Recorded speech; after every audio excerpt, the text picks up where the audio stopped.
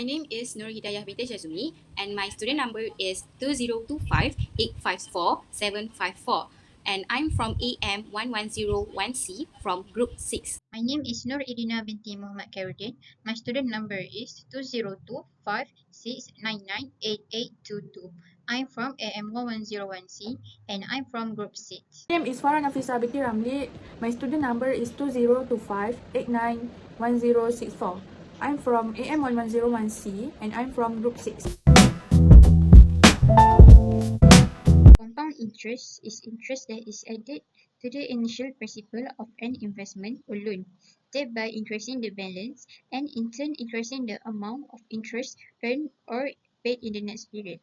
The power of compounding helps a sum of money grow faster than if just simple interest were calculated on the principal alone. The greater the number of compounding periods, the greater the compound interest growth will be. For savings and investments, compound interest is your friend, as it multiplies your money at an accelerated rate. But if you have debt, compounding interest can make it increasingly difficult to pay off. Problem statement of compound interest. Fiana had been working as a fashion designer at Hijabista Hub for 1 year and 6 months. She plans to save her money in Hong Leong Bank to save for her wedding. She wants to deposit 5,000 ringgit for 3 years. This saving account offers an interest rate of 1.75% compounded every 4 months. Objective for compound interest. Number 1 is to determine the accumulated amount at the end of Fiana's saving period. Number 2, to calculate the total interest received by Fiana. Number 3, to calculate Fiana account balance at the end of the saving period if Fiana withdrew 2,500 ringgit from her saving account 1 year after her initial deposit. Number 4 is to calculate the accumulated amount at the end of the saving period when the interest rate changed to 2.05% compounded every 6 months during the period. We move to the result and discussion for case study 1. So, we need to do a timeline from P to S, which is our accumulated amount. So, from the problem statement, 5,000 ringgit is our P. T equal to 3 years, K equal to 1.75%, which is equivalent to 0.0175, and M is our frequency, is equal to 3 because it is every 4 months. Next, we need to calculate I, which is equal to K over M, equal to 0.0175 over 3, and you will get 7 over 1200. Then you need to find n equal to mt, which is 3 times 3, then you get 9. For the objective one is to determine the accumulated amount at the end of Fiana's saving period. So, for this objective, we need to use the formula of S equal to P multiplied with 1 plus I to the power of n. So, S equal to 5,000 multiplied with 1 plus 7 over 1,200 to the power of 9. So, S will get 5,268 ringgit 71 cent. So, for objective number 2, we need to calculate the total interest received by Fiana. We use formula I, which is I equal to S minus P. So, I equal to 5,268 ringgit 71 cents minus 5,000. So, the answer is 268 ringgit 71 cents. Objective 3. To calculate the Fiana accumulated amount if there is a withdrawal from her savings account of 2,500 ringgit into the account 1 year after her initial deposit. P1 equals 5,000 ringgit, T1 is 1 year, P2 equals 2,500 ringgit, T2 is 2 years, S equals question mark. This is the accumulated amount we want to find. For the interest rate, K equals 1.75%, which is 0.0175. M equals 3, meaning the interest is compounded every 4 months. K over M equals 0.0175 divided by 3, which equals 7 over 1,200. N equals M times T1, which is 3 times 1 equals 3, and 2 equals M times T2, which is 3 times 2 equals 6. Continue objective 3. S1 equal to P1 multiplies 1 plus I to the power of N1. S1 equal 5,000 multiply 1 plus 7 over 1,200 to the power of 3. S1 is 5,088 ringgit 1 cent. P new equals S1 minus P2. P new is 5,088 ringgit and 1 cent minus 2,500. P new equal 2,588 ringgit and 1 cent. S equal P new multiplies 1 plus I to the power of N2. S equal 2,588 ringgit and 1 cent multiply 1 plus 7 over 1200 to the power of 6. S is 2,679 ringgit and 92 cents. Objectives 4. To calculate the accumulated amount at the end of the saving period when the interest rate changed to 2.05% compounded every 6 months during the period. P1 is 5,000.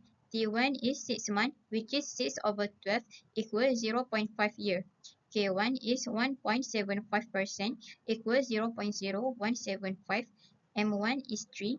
I1 is K1 over M1 equals 0.0175 over 3 equals 7 over 1,200.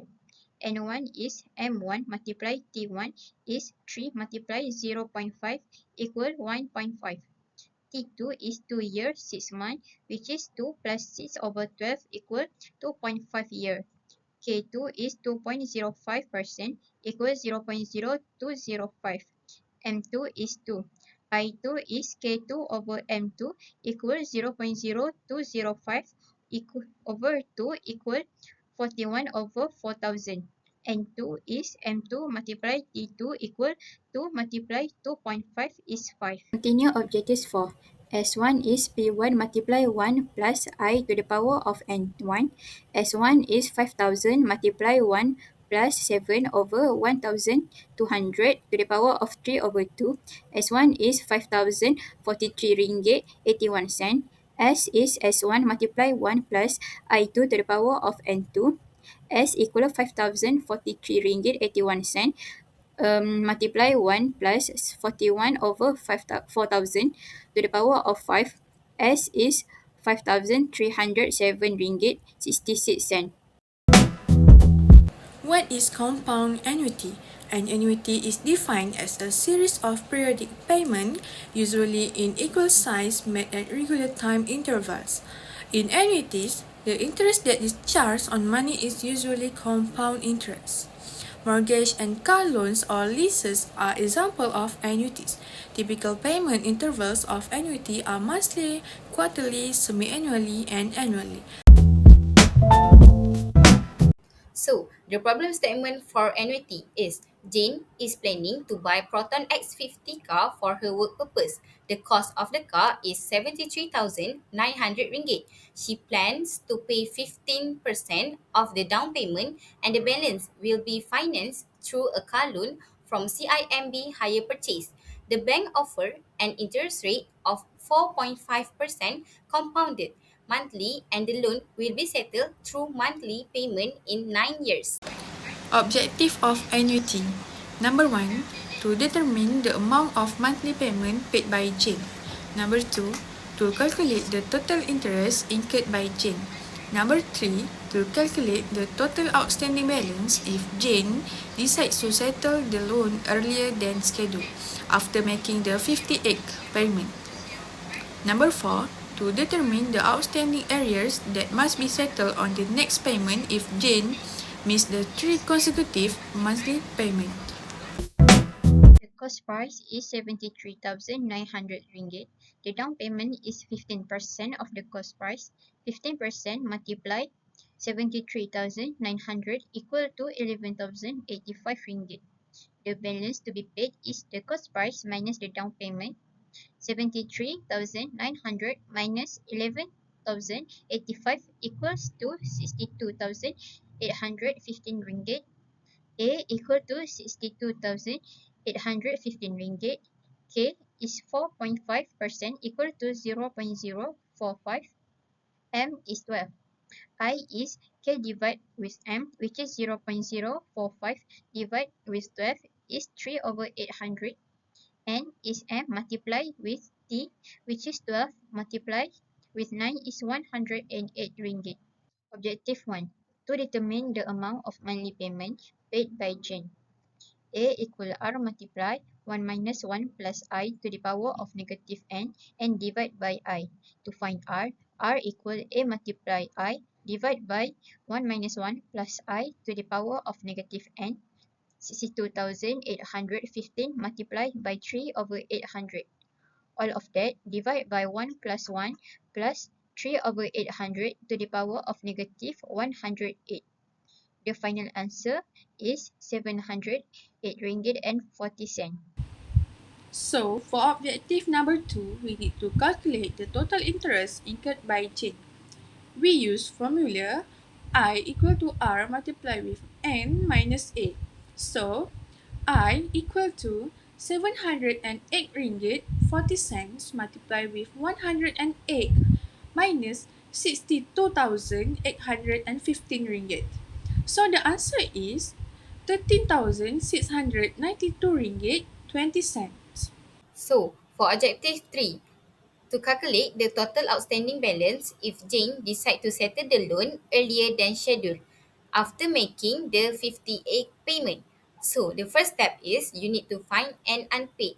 The way you find N unpaid is equal to N total minus N paid, equal to 108 minus 58, and then you will get 50. Next, you need to use formula of N equal to R multiplied with 1 minus 1 plus I to the power of negative N divide with I. So, A50 equal to 708.40 cents multiplied with 1 minus 1 plus 3 over 800 to the power of negative 50 divide with 3 over 800, and then the answer you will get 32,242 ringgit and 61 cents. The objective number 4 is to determine the outstanding areas that must be settled on the next payment if Jane missed the 3 consecutive monthly payment. So we need to find an unpaid first. So 3 plus 1 equal to 4. So the next one is we need to use the formula of Sn equal to R multiplied with 1 plus I to the power of n minus 1 divide with I. So S4 equal to 708.40 cents multiplied with 1 plus 3 over 800 to the power of 4 minus 1 divide with 3 over 800. Then S4 you will get 22,849 ringgit 58 cents. In conclusion, understanding compound interest and annuity is essential for making informed financial decisions. By mastering this concept, one can effectively plan for saving, ensuring better financial management and growth. Annuity and compound interest are very useful in everyday life, especially in making financial decisions such as car loan, property loan, and long-term investment.